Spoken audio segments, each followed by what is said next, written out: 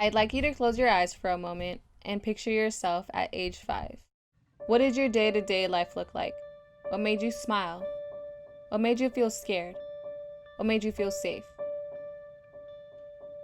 Open your eyes. My name is Karen Miron. When I was 5 years old, I used to close my eyes and imagine how my world could be different. My mom came to the United States from El Salvador 3 years before I was born. She experienced a lot of trauma in her life, largely because of my father. She never really recovered and would often take it out on my brothers and me. From a little age, she was very abusive. She was verbally abusive, physically abusive. The closest person I had in my life was my twin brother, so he was actually there to keep me sane and keep my hopes up and tell me everything was gonna be okay. The abuse really messed with him. He always wanted love from my mom. That's what he wanted the most, was just the love and affection.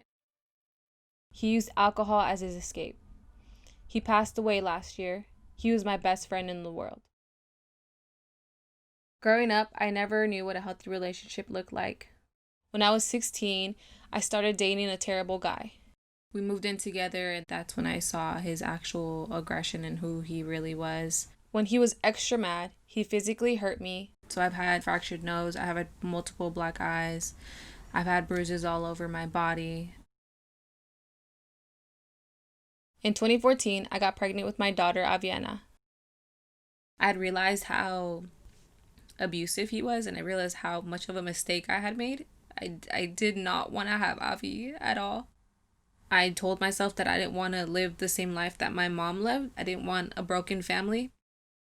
I gave birth, and instead of being there to care for Avi and me, Avi's dad was at home getting high with his friends. When I got out of the hospital, he refused to help me with childcare. He was never around. I just didn't trust him. I didn't leave him with Avi ever. Once we were arguing and he was extra mad, he started shoving me around. I knew what he was capable of, so I picked up Avi and I walked out of the house. I remember looking into Avi's eyes and seeing the fear that she felt around her dad. I just did not want Avi to see that. So it was either me living with him and letting Avi see all this abusive relationship, and then her going through the same cycle that I'm going through. Because it's like, now I just put myself in the same situation that my mom put me through. Am I going to do that to Avi too? And I didn't want that. Living an abusive relationship is one of the hardest things I've ever done. But the scariest part was figuring out custody for Avi. I needed full custody, and I wouldn't stand for nothing less. I tried to file for full custody myself. My ex hid from the servicer. He filed a response in a different county, hours away from my house. This made the case almost impossible to pursue. I had $4,500 saved up that I wanted for Avi's college fund. I found an attorney and paid him all of it. The private attorney switched the county and let the court give Avi's dad overnight visits. The attorney wouldn't do anything more unless I opened up my wallet again. I was desperate, but the money had run dry.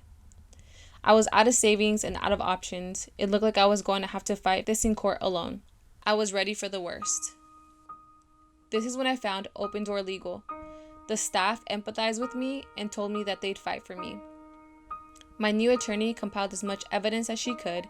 She found reports of his domestic violence against me and his current girlfriend, and an open CPS case with his second child. I never would have been able to get the documents necessary to show the court this violent history. Finally, the day of my new hearing came. That day, I won the hearing. I got everything I wanted, full custody of Avi and child support.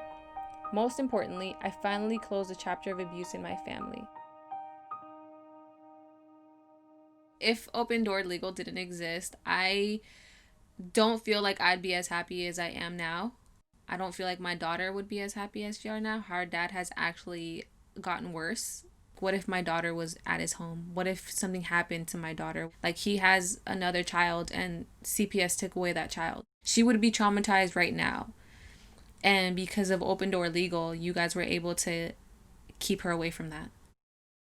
I am now dating a man who I love so much. We try to show Avi an example of what a healthy relationship should be. He is by far the most loving person I've ever met in my life. He's the one who's like opened my eyes to who I am and made me realize how traumatic of a life I had. He's been there since day one. He's been there for me. He's been there for Avi. He literally just said, I want to step up and I want to be Avi's dad. On May 7th, Avi turned 5 years old. These past few months, I have been reflecting on how her childhood has diverged from mine, and most importantly, from my twins. My brother not being there for her 5th birthday was hard. My brother absolutely loves my daughter.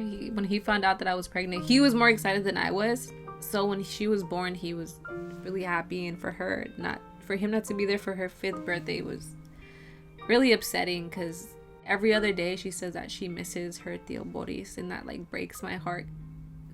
The biggest thing I remember of him was calling Avi mi chula. Every time he saw her, he would say, oh, mi chula, mi chula. And if you don't know, that just means beautiful in Spanish.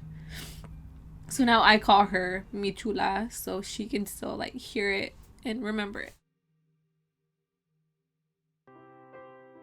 At the end of the day, our children are most important to us, whether we have money or not. We have to be our children's role models. And if we're providing them a bad environment, if we're providing them a bad role model, then our children aren't going to grow. We're just going to continue the cycle. And it's just not me continuing the cycle, it's everyone continuing the cycle. Because we don't have these resources, then what other option do we have? There are so many people like Avi and me in San Francisco who still need help. Tonight, right here, right now, you have the power to change their lives too. The power to stop the cycle of abuse in their tracks. The power to change things so that when another girl like Avi closes her eyes and looks back at age 5, she will smile.